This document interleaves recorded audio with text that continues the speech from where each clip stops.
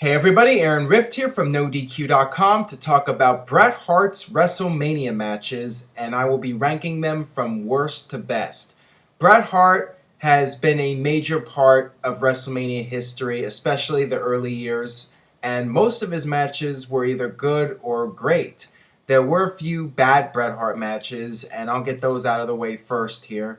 Starting off with what many people feel was the worst Bret Hart match in WrestleMania history, maybe the worst match of his career. If you can even call it a match, it's not really fair to compare it to the other Bret Hart matches, but it is what it is. It was technically a match at WrestleMania, and I am talking about Bret Hart versus Vince McMahon at WrestleMania 26. The fact of the matter is that Bret Hart really had no business being in a wrestling ring. He was not able to really do anything. He could go in there, throw some punches, knock Vince down, but he couldn't take any bumps. And this match just went on way too long. If you wanted to try and cheat your way with smoke and mirrors to have Bret Hart in a match, it's best to do it in a multi-match situation. There had been talk about doing a Bret Hart and John Cena versus Vince McMahon and Batista tag team match, and I think that that would have been a lot better because you could have had John Cena and Batista doing all the work, and then Bret Hart can make the hot tag at the end, beat up Vince, put him in the sharpshooter, and that's the end of it. But what we got here was about 10-15 minutes of Bret Hart just beating up Vince, and it just went on forever, and it was a disaster. It was a huge flop, and that's just a huge shame because Bret Hart had made his comeback to WWE and made his return after all those years of being gone and all the bitterness, and we finally got a conclusion to the Vince McMahon Bret Hart story, and it was just a big letdown. It should have been like a 2-3 minute quick beat down, and that would have been the end of it. But instead, we got something like a 10-15 minute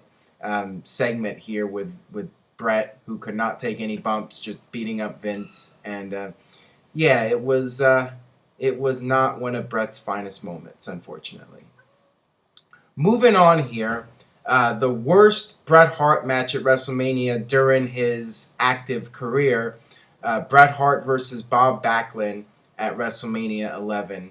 This was a really bad match. This was an I Quit match between these two, and it's hard to think that these two would have such a bad match. Bret Hart and Bob Backlund, who himself one of the greatest wrestlers in WWE history and one of the greatest champions in company history. These two guys having a terrible match at WrestleMania. I didn't think it was possible at the time, but for whatever reason, it just did not work, and it was a disaster. It was, without question, in my opinion, Bret's worst match at WrestleMania. Moving on here, we have several of the Bret Hart Foundation matches, which a lot of them weren't bad matches, but a lot of them were forgettable as well. Let's start off with the Hart Foundation versus the Bolsheviks at WrestleMania 6. Not much to say about it. It was essentially a squash match. Bret Hart went out there with Jim Neidhart, and they made short work of the Bolsheviks in like a minute. I mean, it was a really quick match, and it allowed Hart Foundation to become the #1 contenders for the tag team titles, and that's really what the whole match was about. I mean, nothing to it at all. Next up here, we have the Hart Foundation against Greg the Hammer Valentine and Honky Tonk Man at WrestleMania 5. Once again, not really much to it, just a match to showcase Hart Foundation. Greg Valentine and Honky Tonk Man were a solid mid-card heels during the time. So, it was just your basic tag team undercard match. Next up here, we have the Hart Foundation versus the Nasty Boys at WrestleMania 7. This was a fairly good tag team match. What was most significant about it was Nasty Boys winning the tag team titles from the Hart Foundation, and it ended up being the last tag team match for the Hart Foundation, and after this match, Bret Hart would go on to begin his singles career. So, I mean, that's the most noteworthy thing about this one. Moving on here, Hart Foundation and Danny Davis versus the British Bulldogs and Tito Santana at WrestleMania 3. This was an interesting storyline at the time. The Hart Foundation won the titles from the Bulldogs with the help of referee Danny Davis, who ended up becoming a heel, teaming up with the Hart Foundation. Kind of a comedy match with Danny Davis being involved. He's in the goofy outfit, and you have the Bulldogs and Santana, and it was an okay match, being in the middle of the WrestleMania card, and it was fairly entertaining, but wasn't all that memorable one way or another. Next up, the WrestleMania 4 Battle Royal, and the most noteworthy thing about this match was the babyface turn of Bret Hart. Him and Bad News Brown were, working together, and then Bad News Brown turned on Bret Hart, and Bad News ended up winning the tournament, and Bret got pissed. He got in the ring, and this doesn't really sound very babyface-like, but Bret Hart gets in there, takes out Bad News, and destroys the trophy for the Battle Royal. And that officially leads to the Bret Hart and Hart Foundation babyface turn. Moving on here, Bret Hart versus Yokozuna. 2 matches back-to-back at WrestleMania. The first one at WrestleMania 9. This was a decent match between Bret Hart and Yokozuna. Bret Hart, obviously the smaller guy, trying to defeat the monster Yokozuna. And Yokozuna, with the help of the powder from Mr. Fuji, was able to defeat Bret Hart. And unfortunately, Bret Hart got overshadowed here by the surprise appearance of Hulk Hogan, who came out and ended up winning the WWF title from Yokozuna. This whole match was just a setup for Hulk Hogan coming out and winning the title. A more memorable encounter between Bret Hart and Yokozuna was the next year at WrestleMania 10. Bret Hart getting his redemption against Yokozuna and capturing the WWF title. And after the match, Owen Hart came out, and earlier in the night, Owen Hart had defeated Bret Hart. This was a really effective storyline here, and not only did it conclude the Bret Hart-Yokozuna feud, but it also added to the Bret Hart-Owen Hart feud.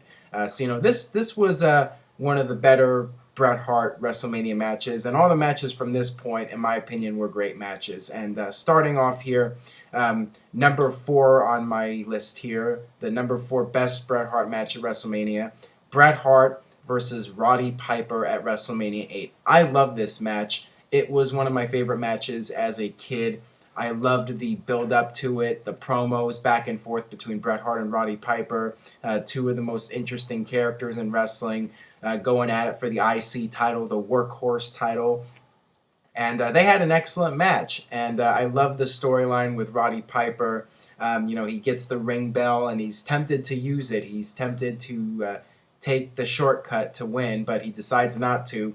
And, that is his one mistake, and Bret Hart capitalizes on it and ends up winning the match. And, instead of turning heel, Roddy Piper puts over Bret Hart as one of the future superstars, main eventers of the company. So, I really enjoyed this match, and very underrated in my opinion, too. It was one of Roddy Piper's best matches in my opinion, and, definitely one of Bret's as well. All right, down to the top 3 now. The number 3 greatest Bret Hart match at WrestleMania, in my opinion, Bret Hart versus Shawn Michaels, the Iron Man match at WrestleMania 12. Not my favorite match of all time. I wasn't a huge fan of this as an Iron Man match. I thought that it dragged on for too long, and it was too slow paced in my opinion. And at times I felt it was boring, a lot of rest holds. But the last 15 minutes, things really picked up. And, hats off to both guys for being able to go out there and do an Iron Man match for 1 hour.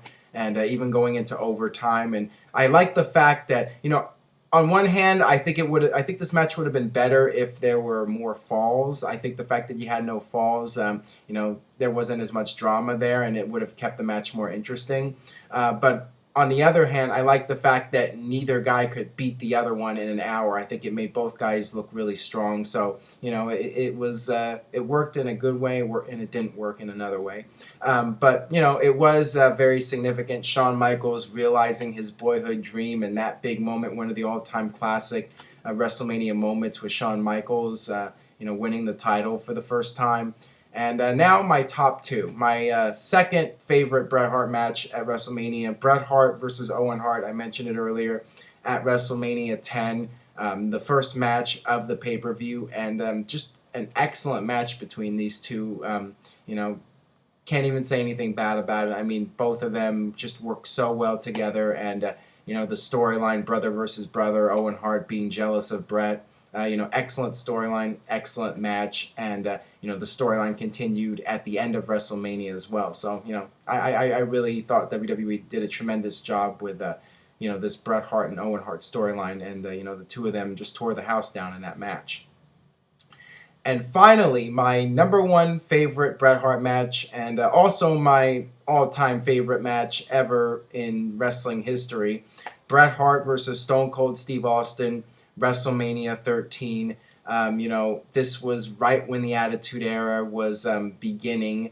It was in its early stages, and this was one of the most significant matches in WWE history, because you had Steve Austin going from being the top bad guy to being the top good guy, and you had the double turn, Bret Hart becoming a heel, Steve Austin becoming a face, and they couldn't have done it any better. I mean, in terms of the storytelling, Bret Hart busting open Steve Austin, putting him in the sharpshooter. It was an I Quit match, and Steve Austin, with the blood pouring down his face, would not give up. And, it was a star-making night. I mean, it made Stone Cold Steve Austin the man, even though he ended up losing the match. And it made Bret Hart the ultimate villain. So, I just, I love this match to death. And, it was, one of the reasons that I continue to love the wrestling business, because you have matches like that. And, it's just sheer brilliance. I mean, can't say anything else about it. So there you have it. Those are my thoughts on Bret Hart's WrestleMania matches. Leave a comment, youtube.com/NoDQCW. Let me know what you think, and stay tuned to NoDQ.com for the very latest in WWE and TNA. Thanks for watching.